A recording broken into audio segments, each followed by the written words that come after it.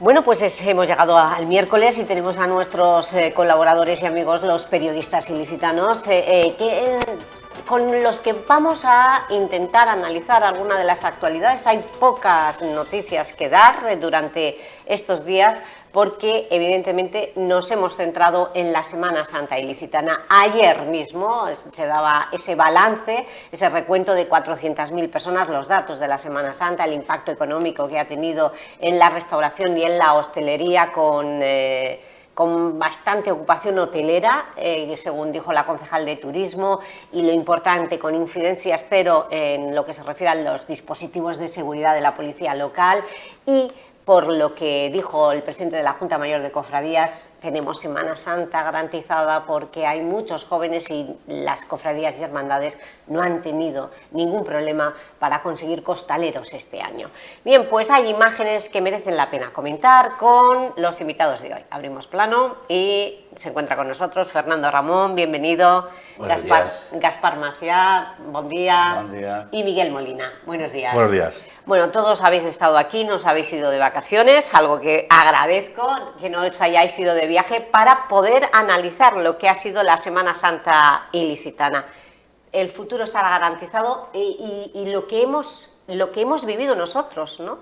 En los años 80-90, una Semana Santa totalmente sin apenas costaleros, yo he visto tronos como los empujaban con ruedas. Sí, bueno, es que ha evolucionado muchísimo la Semana Santa en las últimas décadas y hemos pasado de una Semana Santa, como tú bien decías, donde los tronos eran transportados con ruedas, a una Semana Santa donde prácticamente la inmensa mayoría, por no decir casi la totalidad de los tronos están llevados a costal o, bueno, pues depende del estilo malagueño o el estilo sevillano, etcétera, etcétera, ¿no?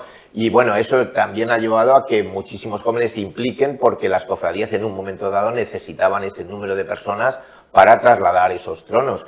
Eso también repercutió en una cosa, y en que todo el mundo ponía el foco en los costaleros, en el trono, y se iba un poco desabasteciendo las filas de nazarenos que acompañaban al Cristo o a la Virgen en cada una de las hermandades y cofradías, ¿no? Y eso también puede resultar un problema a tener en cuenta, por cuanto que es un compendio de las dos cosas, es decir, no es solo el trono, sino también los penitentes que acompañan a ese trono, que a veces en determinadas hermandades y cofradías eso está un poco de alguna manera respaldado por los fieles o por los penitentes que sin ningún tipo de atuendo pues acompañan al Cristo, y que lo vemos precisamente quizás en las procesiones más multitudinarias, desde el Domingo de Ramos hasta la procesión del Cristo del Silencio, del Cristo de Zalamea o el Cristo del Amor. En fin, hay multitud de procesiones que tienen muchísimos acompañantes, ¿no? Sí, mira, y podemos ver las imágenes aéreas precisamente de la procesión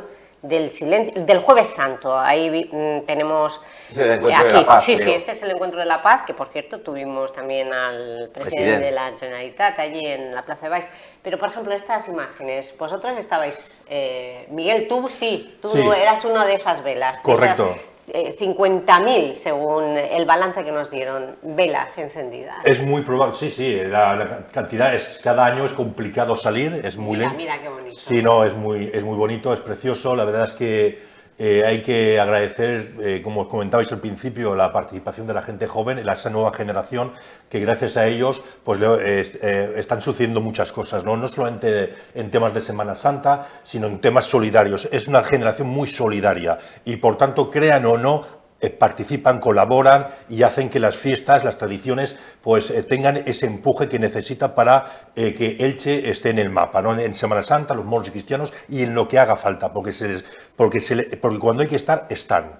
Me refiero a la gente joven. Luego, en cuanto al tema del silencio, que obviamente llevaré pues más de 20 años saliendo con mi mujer, este año, por ejemplo, sí que hemos visto que se ha reducido el recorrido. También es cierto que, por lo que yo escucho y oigo a la gente decir, es que el trono siempre suele llegar solo. La gente sale, quiere salir, se pone por delante y, claro, es un trono que va muy lento y cuando llega a Santa María, pues prácticamente no hay nadie ya, ¿no? Entonces yo no sé si el cambio de recorrido o esa reducción de recorrido obedece a esta estrategia o porque así la organización lo ha estimado, ¿no? Pero aún así, luego te vas a otros pasos y ves que hay la misma cantidad de gente. Y por tanto yo creo que es de agradecer la organización, sobre todo también a la policía local que vela por la seguridad de todos nosotros y de la Semana Santa, y por tanto yo creo que estamos ante unas tradiciones fabulosas. Gaspar, tú estuviste el Jueves Santo ahí con los fieles. Sí, estuve viendo el silencio un rato y bueno, con lo que estaba diciendo Miguel, que efectivamente yo luego observé cuando iba en el trayecto hacia San José para ver la salida del Cristo de Zalamea, que mucha gente se llevaba las velas del silencio, se la llevaba allí al de Zalamea. Pero efectivamente estamos viviendo un momento muy importante de la Semana Santa. Me recuerda, los que lo vivimos en aquel momento como periodistas, a la renovación que se vivió en el año 80, con una cantidad de gente joven que entró, que puso en marcha nuevas cofradías, que puso en marcha nuevas imágenes dentro de la hermandad y tal. Y bueno, por eso es un fenómeno que es de analizar, qué parte hay de tradición, qué parte hay de religiosidad, de fe, porque estamos viendo también que las encuestas que se hacen en los estudios hacen que dicen que cada vez hay la gente menos creyente, va menor a misa, y eso lo hacían, recuerdo, en la Semana Santa de Sevilla, que se hicieron hace unos años unos estudios, y que había mucha gente que no daban abasto ya a las cofradías y hermandades para que entrara más gente, pero en cambio se quejaba allí el obispo, el arzobispo de la diócesis, que luego no se reflejaba en la asistencia a los actos religiosos y litúrgicos.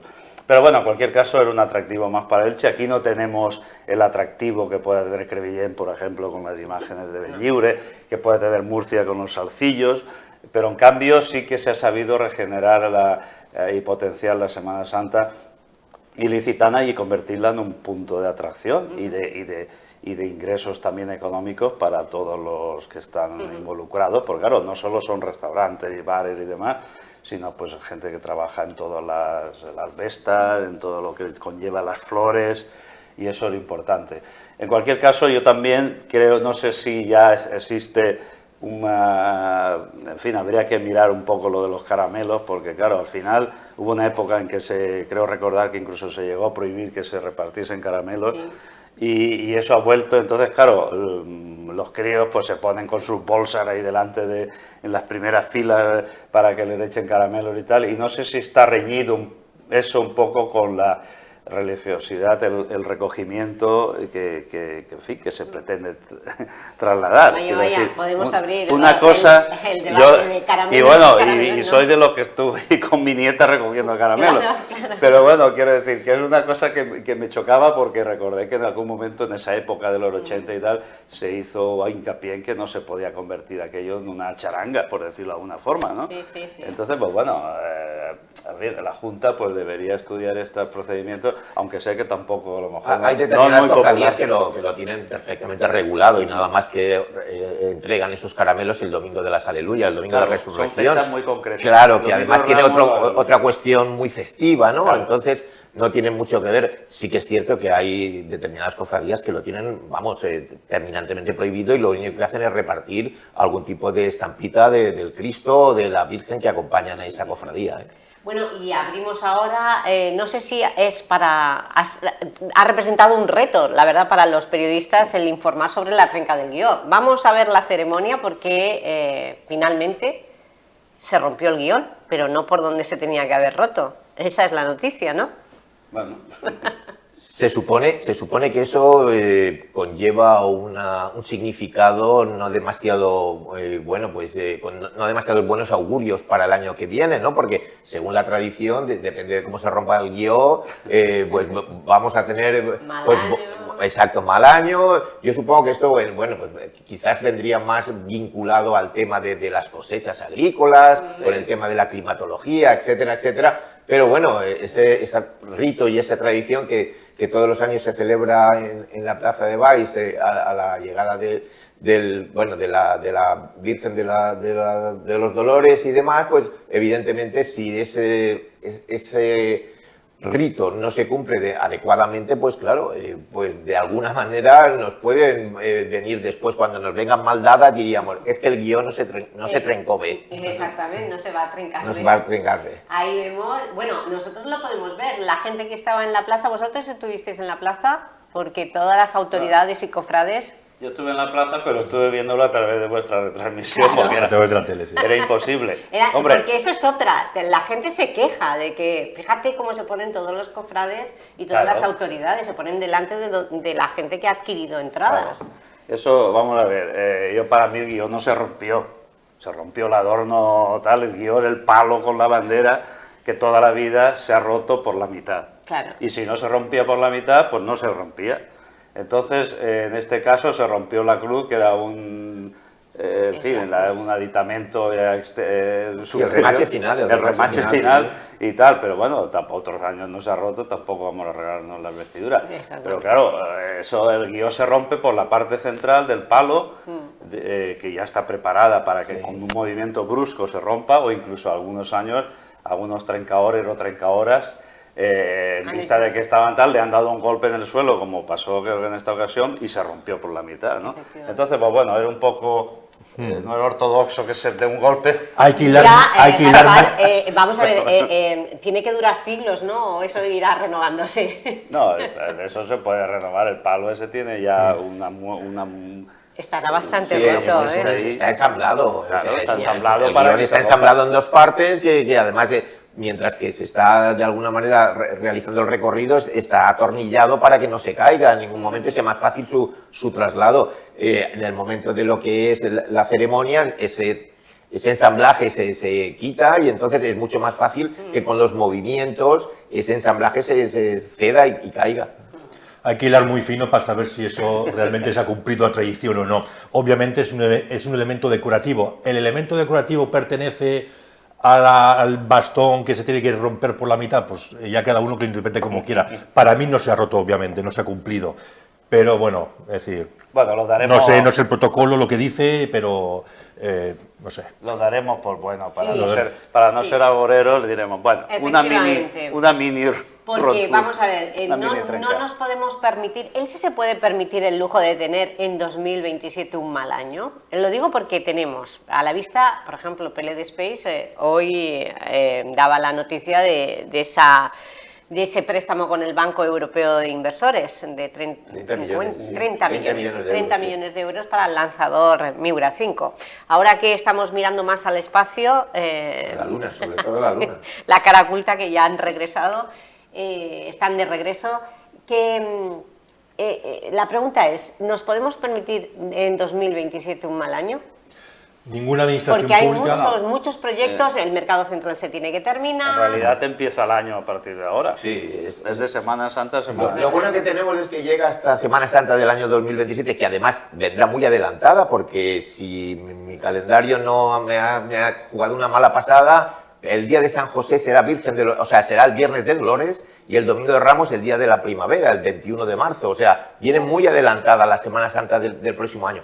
Y afortunadamente estaremos todavía antes de la campaña electoral, con lo cual, Afortunadamente. aunque todo será campaña ya desde septiembre, desde septiembre todo será ya pre-campaña, con lo cual, pues bueno, vamos a tener que sufrir esas vicisitudes.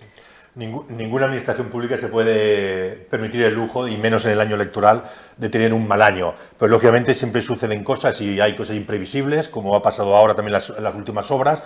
Por tanto, todo puede pasar. Pero yo creo que es un ayuntamiento que lo tiene todo más o menos atado. Sino que se lo digan a los concejales que en el pleno del lunes santo pues tuvieron de todo y no la vieron ni pasar, ni por un lado ni por el otro. Es decir, ahí parecía que el pleno se estaba transcurriendo de una manera tranquila y de repente al final con las mociones se lió la que se lió y ninguno de los que estaba allí presente parece que se dio cuenta de la trascendencia hasta que ya al día siguiente y a los 2 días después empezaron las consecuencias de ese pleno. De esa moción in voce que presentó Vox y que el Partido Popular, concretamente el alcalde, salió a defenderla y a decir que él es pro vida y que él apoyaba, y apoyaron todos, la moción contra el aborto. Eso se llama meterse en charcos sin botas de agua, ¿eh?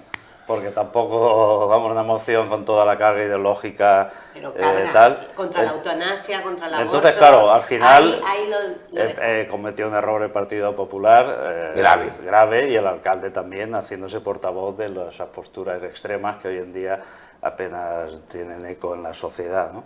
Entonces, pues bueno, yo creo que en su afán de que no se le den madre en los de Vox, pues llega a extremos un poco, en fin, preocupantes incluso para sus propios concejales y para votantes sí, porque había libertad moderados. de voto, pero nadie hubo quien discrepara sobre todo la imagen que transmite a un votante centrista de centro derecha, del Partido Popular y tal, que ya está un poco cargado por el este municipal religioso que hay aquí, ¿no?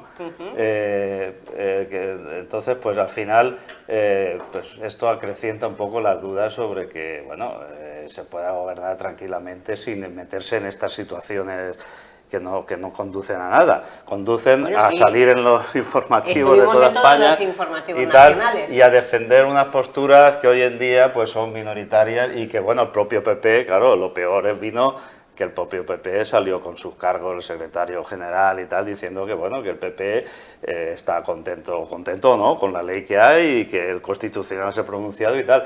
Entonces, no sé qué necesidad tiene el alcalde de arrastrar al Grupo Popular a esa situación. El PP se pasó de frenada y hubo quien no llegó, porque después fue muy evidente el Partido Socialista que dio la callada por silencio, o sea, el silencio por respuesta y quedó en el debate. Para nada, no participó, o sea, ni explicó el voto, ni hizo absolutamente nada, y me consta que al día siguiente sufrieron un varapalo importante por parte de los dirigentes del PSPB. Desde Valencia les llamaron a capítulo diciendo que cómo habían desaprovechado la oportunidad de haber puesto un poco en un brete al gobierno de Vox y el PP. Y de hecho la reacción fue convocar un pleno extraordinario ahora para debatir esto, cuando ya se han debatido. Es un poco absurdo. Ellos no lo han debatido. Eso es una especie de silencio positivo, como se dice en la administración, es decir, que acepta lo que se está diciendo y por tanto no le deja en buen lugar. De todas formas, lo que decía Gaspar, yo considero que el Partido Popular ha concedido muy poco en esta legislatura a Vox.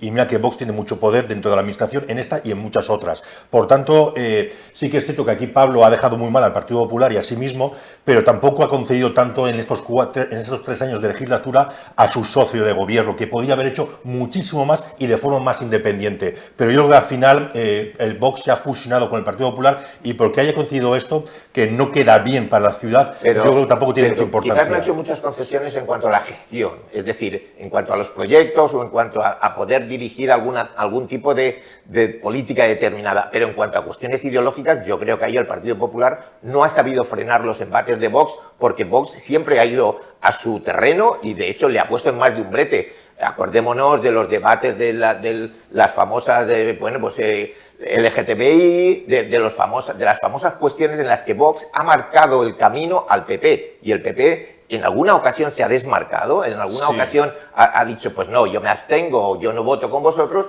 pero evidentemente va un poco a remolque de todas las cargas ideológicas que Vox introduce en los plenos, y quizás debería haberse diferenciado. Pero Vox, la pequeña parte ideológica que tiene este partido, porque no la tiene, pero la pequeña parte es de la parte conservadora del Partido Popular. Por tanto, esa forma de pensar sí que casa con Vox y también casa con el Partido Popular. Lo que pasa es que los más tradicionales se han ido a otro partido político. Pero yo entiendo ahí que, obviamente, Pablo, que viene de ese Partido Popular tradicional, es lógico que apoye esa moción de Vox, porque yo estoy convencido que él también cree en eso. Sí. Por tanto, y la parte ideológica de Vox, pequeña pero que la tiene, también viene de ahí. Por tanto, a mí no me chirría.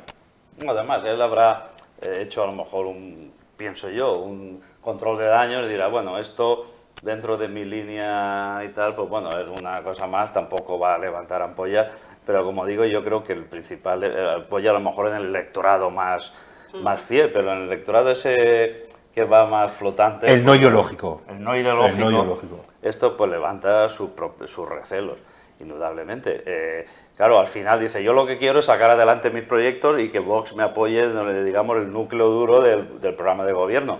Con lo cual esas concesiones las da por, bueno, pues habrá un pequeño revuelo, igual que con los inmigrantes y tal, que salimos también en toda España.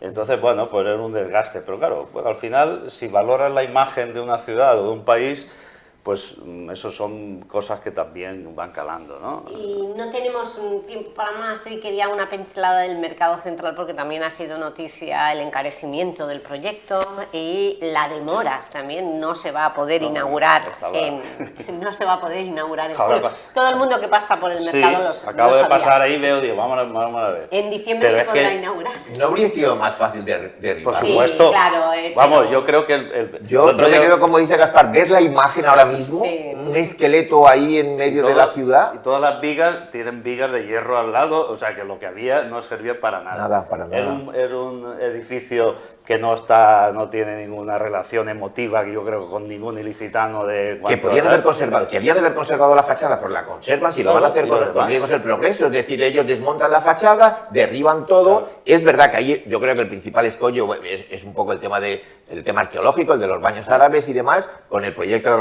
que la Consellería ha impuesto, y que es una de las cuestiones que va a encarecer este proyecto, que es la musealización de los baños árabes.